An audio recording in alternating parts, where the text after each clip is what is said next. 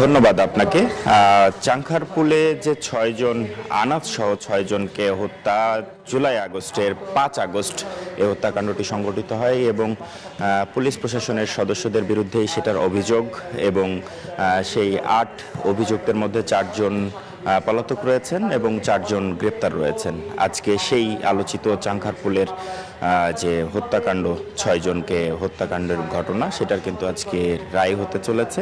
যদিও এটার তারিখ ২০ জানুয়ারি নির্ধারণ করা ছিল, তবে রায় প্রস্তুত না হওয়ার কারণেই সেই দিনটি পিছিয়ে আজ ২৬ জানুয়ারি নির্ধারণ করা হয়েছে। আন্তর্জাতিক অপরাধ ট্রাইব্যুনাল ১ এই দিনটি নির্ধারণ করেছেন।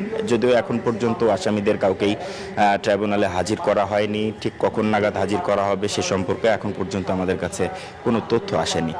তবে মামলার রায় ঘোষণার যে তথ্যটি রয়েছে সেটা ঠিক ১১টা থেকে ১২টা বা ১২:৩০ এরকম সময়ের মধ্যে হওয়ার সম্ভাবনা রয়েছে বলে আমরা জানতে পেরেছি। আর আরেকটি বিষয় আমি জানাতে চাই, ২০২৪ সালের জুলাই আন্দোলনের যে শেষ মুহূর্ত ৫ আগস্ট শেখ হাসিনা পলায়নের ঠিক আগ মুহূর্তে বেপরোয়া অবস্থানে চলে যায় পুলিশ প্রশাসন এবং সেই নিরস্ত্র ছাত্র জনতার উপরে গুলিবর্ষণ শুরু করে সেই পুলিশের সদস্যরা এবং অভিযুক্ত সেই সাবেক ডিএমপি কমিশনার সহ যে ৮ জনের নাম উঠে এসেছে তার মধ্যে আমরা কনস্টেবল সুজনকে দেখেছি যে বিভিন্ন ফিল্মিক কায়দায় তারা কিন্তু গুলি চালিয়েছে নিরস্ত্র ছাত্র জনতার উপর এবং অবশেষে সেই রক্তাক্ত দিনের অবসান হতে যাচ্ছে, কিন্তু সেটা রায়ের মাধ্যমে।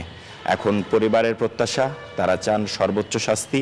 প্রসিকিউশনের পক্ষ থেকে আশ্বস্ত করা হয়েছে যে সর্বোচ্চ শাস্তি হয়তো তাদেরকে দেবেন আন্তর্জাতিক অপরাধ ট্রাইব্যুনাল।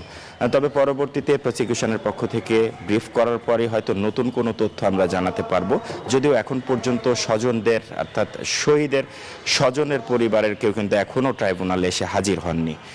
তো এখন পর্যন্ত এই ছিল আমার কাছে সর্বশেষ তথ্য। যদি পরবর্তীতে ব্রিফিং করা হয় সেক্ষেত্রে আমি হয়তো নতুন কোনো তথ্য জানাতে পারবো।